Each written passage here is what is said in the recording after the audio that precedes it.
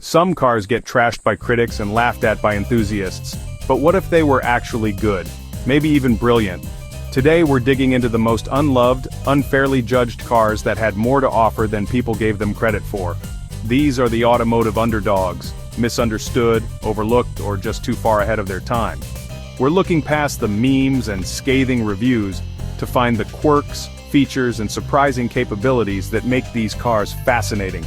Sometimes the worst reputations hide the most interesting stories and rewarding experiences. It's time to give these outcasts a second chance and set the record straight. Buckle up, we're about to uncover some diamonds in the rough. Let's start with a car that's legendary for all the wrong reasons, the Pontiac Aztec. It's topped ugliest car lists for years, with proportions and lines that left everyone scratching their heads. But GM was actually trying to innovate. The Aztec was marketed as a sport recreational vehicle, targeting active lifestyles before crossovers were cool. It came with wild features: an attachable tent, an inflatable mattress, a removable cooler, and a split tailgate with built-in cup holders. Modern SUVs brag about these features, but the Aztec did it first, just awkwardly. Then, pop culture stepped in. Walter White's Aztec in Breaking Bad gave it cult status, turning ugly into iconic. Suddenly it wasn't just a punchline, it was a symbol of something more. Was the Aztec terrible? Or just a bundle of good ideas in a weird wrapper? The design was a miss, but the concept was ahead of its time. If it had looked even a little more normal, we might remember it as a pioneer, not a punchline. Sometimes, being different is all it takes to become unforgettable. The Aztec is a fascinating what if. Maybe it deserved better. Next up, the Fiat Multiplay. A car that makes the Aztec look tame. Its bug-eyed headlights and muffin-top bulge made it a meme, but inside it was a marvel of practicality. 6 adult-sized seats in 2 rows, all in a car shorter than most hatchbacks. The middle front seat folded into a table and the panoramic windows made it airy and bright. Every design choice screamed function over form, and the result was a family car that was genuinely useful. Underneath the odd looks, it was nimble, comfortable, and surprisingly fun to drive.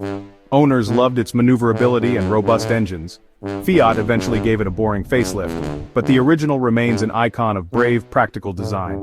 The Multiplay proves that sometimes weird works. It's the ultimate function over form family car, and for that, it deserves a little love. Now for a different kind of underdog. The Dodge Caliber SRT4. The regular Caliber was forgettable, but the SRT team turned it into a turbocharged beast. With 285 horsepower and a 6-speed manual, it outgunned rivals like the WRX and Evo, at least on paper. The interior was cheap, the torque steer was wild, and refinement was not its strong suit. But for the price, the performance was insane. It was a muscle car in hatchback form. Raw, brash, and a little unhinged. Enthusiasts loved its tunability and sleeper status. It wasn't polished, but it was pure fun.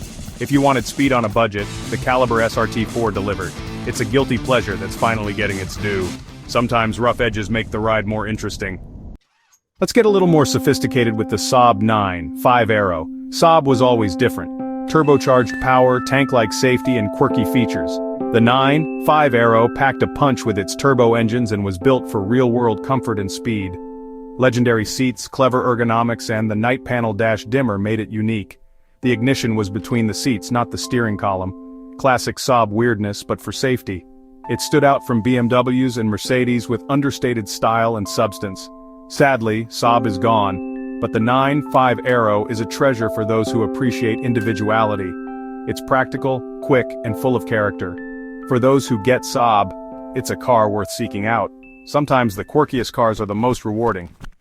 Now, the 3rd-gen Toyota MR2 Spider, a forgotten gem. It ditched the aggressive looks for a lightweight, back-to-basics roadster. Critics mocked its styling and lack of storage, but they missed the point. With a mid-engine layout, featherweight chassis, and sharp steering, it was pure driving joy. The 1.8L engine wasn't powerful, but in a car this light, it didn't need to be. It was a street-legal go-kart. Engaging, reliable, and endlessly fun. The manual was a delight, and even the quirky SMT transmission was ahead of its time. It's not about speed, it's about connection. The MR2 Spider is a reminder that less can be more. If you love driving, this is a car you shouldn't overlook. Finally, the Chevrolet HHRSS, a retro wagon with a secret. The regular HHR was quirky but forgettable, inspired by old Chevy Suburbans.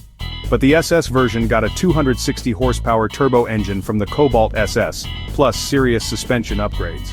Suddenly this oddball wagon was a sleeper quick, practical and fun. No lift shift, launch control and even a panel van version made it a true performance oddity. It handled well, hauled cargo and surprised everyone at stoplights. The HHRSS is proof that performance can come in the most unexpected packages. It's a bargain sleeper that doesn't take itself too seriously. Sometimes the weirdest cars are the most fun. Every car on this list was misunderstood, but each had something special beneath the surface. Real car lovers know it's what's underneath that counts. These misfits offer unique takes on motoring and have found loyal fans who see past the flaws. Which would you buy? Or is there another unloved gem we missed? Let us know in the comments. If you love quirky cars and hidden gems, hit subscribe and ring the bell for more. Thanks for watching. See you next time.